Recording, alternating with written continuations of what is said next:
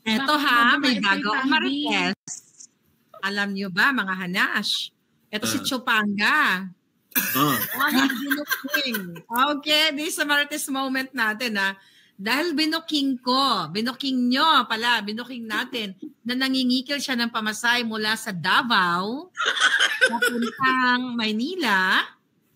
Aba, message niya yung mga kaibigan, yung mga circle na yon, at nananakot ang Jutang Ginny na magsusumbong daw kay Basti at kay Inday Sara. Ay, di magsumbong siya.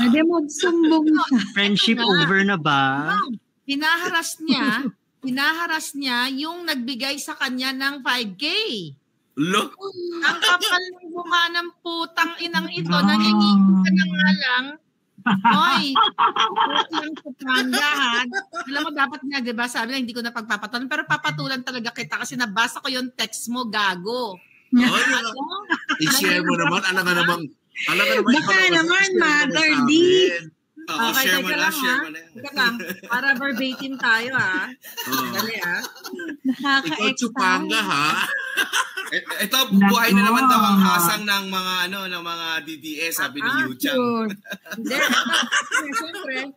Siyempre, pinag-umpisahan lang lahat ng ito dahil si Alpot. Si Alpotera. Ang sabi ng mga Alpotita, hindi daw nila ako mapapatawad dahil binuking ko yung pagiging alpot ni Alpot. Talagang hindi nyo ako mapapatawad. Putang kainan nyo.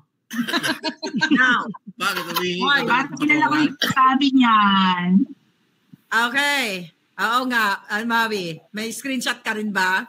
So, ito meron din ako niyan. Parang alam namin ni Miss Yumi yan. Ito. Bakit ganyan mo na yung Marites ko? Exciting to. Go ahead. Sabi ni Chupanga, sabi niya, minessage niya yung mga common friends namin, hoy, chinichismis tayo ni ganito, yung nagbigay sa kanya ng pera. Tapos sabi naman ng mga common friends natin, hindi naman. Sabi niya, hindi naman. Tapos, wag ko nabasahan yung isa ngayon, ito yung tungkol sa pera. Ay, wait. Sabi nung common friend namin, nako, hindi naman. Proud nga yun. Sabi niya, proud nga yung taong yun. Okay? Naging kasama namin during the campaign. Tapos sabi niya dito, hindi ba niya alam na I'm doing this to everyone? Ang alin yung pangingikil mo, Chupanga? You're doing this pangingikil mo? Grabe. Sa kanya nung common friend namin, sabi niya, proud lang yun. Kumbaga walang masamang tinapa yung gusto niyang awayin. Ito ha. Ang sabi ni Chupanga, pakialam ko, sa gaga na yan. Yun ang sabi niya. Sabi nung kausap niya, good naman yan siya. She meant nothing. Sabi niya, pakisabi, sasabihin ko to kay Baste at kay VP. Ano sasabihin mo? Na nangikil ka ng 5K? Pupi ng inakang retokado ka? Biglang appeal to authority. Naman ako para Chupanga, ano yung sumbong mo? Ako kaya magsumbong sa'yo. Di ba? Pero I don't do that. Di ba? Bakit mo i-message si Basta si Inday sa kachipan? Di ba? Sige, message mo. Sabihin mo, nag-name drop. Ano natin to? Ano kaya i-play ko rin yung pasabog ko? Yes. Okay, teka lang. Papakita ko lang yung part na to. Okay, pakita sa amin. Para naman mapatunayan natin yung ano lang niya, yung sinabi niya lang ha. Tanggalin ko na yung pangalan ng mga tao. Pero alam niya to, baka awayin niya to. pero kasi katotohanan tayo dito mga akla. Ito ha. Of course. Ayan. Ikaw kasi Chupanga eh. Ito, ready na ba mga mata ninyo? Saan niyo pakialam po sa gaga na yan? Pakisabi, sasabihin ko to kay Baste at kay VP. Feeling close ang puta. Ano sasabihin mo? Sabihin mo kay Baste, nangingikil ka. Baste, ako na magsabi ngayon. Okay, that was funny. Pakitag si Baste, si Sebastian Duterte. Ano ka ngayon? Baklang kanal. Chupanga. Marami pa namang nanonood sa atin dito. True. Knowing VP and Baste, siya ang mayayari dun sa dalawa. Siya ang masasabon. Oo, di ba? Correct, Ate Kay. Yeah. Extortionist pala ang puta. Oy, baklang kanal, 'di ba? Ano ba tawag natin sa Chupanga? Chupanga. Papi. Nagagalit ka na chinismis ka. Totoong binigyan ka dahil nangikil ka, nagdrama ka, hindi ka nga nagpakita ng resibo kung talagang bumili ka ng ticket. Ang una, diba? 3,000 lang.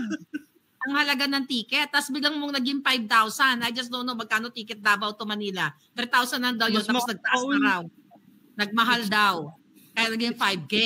Tapos magsusumbong ka, yung nagbigay sa'yo, hahamunin mo. Ayan mga bakla sasabihin ko to kay Basti at kay VP. Sino ka? Ano naman na nagsabi? Alam niyo mga kapatid, it goes to show na narcissist talaga siya and parang user ng mga may power, no? Feeling niya dikit siya at lahat ng magwawalang hiya sa kanya ay malilintikan sa mga Duterte. Lahat ayan, kitang-kita. Alam nyo, yan din yung ginamit niya sa akin. Nung sagutan kami, na hindi naman siya ang tinutukoy ko, hindi ko na pinangalanan, inaway niya akong bigla. Tinatawagan niya ako at sabi niya, sagutin mo ang tawag ko dahil may makikinig na taga-Office of the Vice President, malilintikan ka kay VP Sara. Tinatakot niya ako. As if matatakot ako. Hindi, Princess Maui, ganito lang yan Itong ginagawa natin dito, hindi naman tayo lang nagkukwentuhan dito At di lang din tayo lang ang nakakarinig. May mga tao na nakakapansin at nakakapanood sa atin. Kailangan pa ba niyang magsumbong? Day, Vice President. Basta, magsusumbong daw sa'yo si Chupanga. Dahil binofelia siya, na nangihingi siya, nanunulisit siya, nangingikil siya ng pamasahe from Davao to Manila. Tapos yun yung nagbigay sa'yo dahil nalaman ng taong bayan na nangingikil ka. Tapos magsusumbong ka kay Inday tsaka Basti. Ano yan? Ano ka? Juvenile attitude yan, di ba? Sabi ka ni Edwin Namora. Sa dami na lang loaded na si Inday sa mga problema ng mga tambaluslos. I mean, sa mga panggigipit ng mga putang inang bangag tambaluslos. Papansinin ka ba niyan? Tapos magsusumbong ka kay Inday at saka kay Basti. Ano kadyapahan yan, bakla? Tanggalin ko yung hindi, grabe. Alam mo, I can only imagine na magkakaroon ng State of the Nation address si Vice President Inday Sara para ipagtanggol na nag-i-extort ng pera itong si Chupanga. Di ba? Ano yon? Alam mo, kailangan natin dikdikin to. Ano yon? Sa dami-dami ng si Inday may pamilya. Hinaharap niya yung buhay niya sa good thing yung impeachment. Pero ito, ngayong araw na yan, di ba? Mag-i-emote na naman yun sa Senate. Then ang tatay niya na ngayon, yan na nahihirapan. Tapos magsusumbong ka, ano sasabihin mo? BP, nalaman ni Maharlika na nangikil ako ng 5K kay kasi binubodyak ako ni Maharlika kasi nalaman yun na nangikil ako ng pamasahe from Davao. Ay alam na nila ngayon kasi kung nanonood sila. Shout out kay Basti at kay BP. Ganyan din yung hindi mo pera yan group. Ganyan din kung makapanakot ka, alam mo, tikit na tikit. Di ba? Alam mo yung tawag dito? Ano bang tawag ko dyan? Yung entitlement ni Chupanga, presidential. Pero yung financial capacity, barangay tanod levels. Exactly.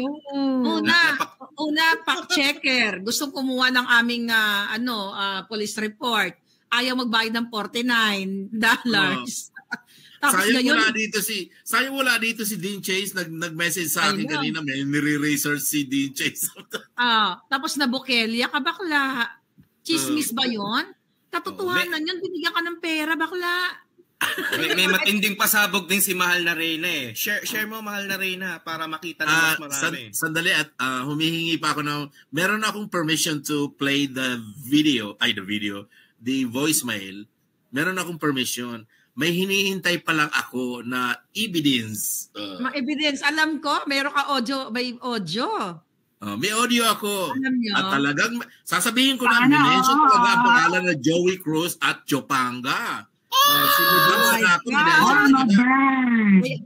Sabi nga ni Tony Valera, nandito ang maritesing na malalim. Kaya yung mga matataas na level. Laging may expose, di ba? Sabi ni Amy Johnson, Or Hoson, grabe, gamitin ba si Bastian Sara for Tio's own interest? The nerve. I know. Kung matino kang tao, kung nakapag-aral ka, yung issue natin mga vlogger, kailangan ba dahil, tayo ay supporter ni Pangulo Duterte, Sara, pag may mga away tayo, ay magsumbong ako kay Inday kasi inaway ako ni ni Chupanga. 5 years old lang. Yan, bakla. Uy, bakla. Kaluluoy. We handle our own, garbage. Eke pa naman. Pero mo si Chupanga, grabe ha, hindi man lang pinaayos yung balay niya pero yung veneer niya ang galing-galing. Ang puti-puti and everything. Hoy, paayos mo naman yung balay mo. Hoy, hindi maganda ang veneers niya. Kaya si Hodang IMAX yun, kaya si Hodang Zirconia, ang laki pang kabayo. Mas maganda pa yung dati niyang ngipin.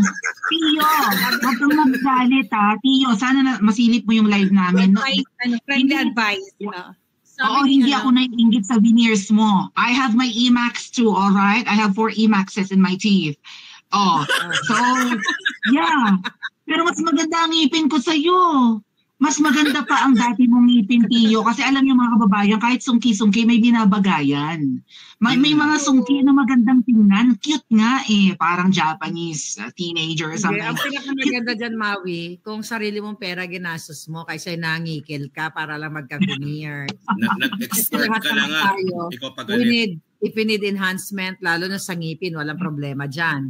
Diba? Alam natin mag-puti. Pero sabi ni Camille Kobierski, Tio Chupaero will really go broke kasi gastador, pinagyayabang niya. He spent 50K to 100K sa isang inuman lang talaga. Mayaman. Anak ng ano ba siya? Anak ba siya ng Plutonic? Considering the fact na naikiinom lang yan sa bahay ni Natipi. Back then. Well, pare-pareho lang naman sila. Yung isa wala rin trabaho yun. Ampo ni Lisa Tanas.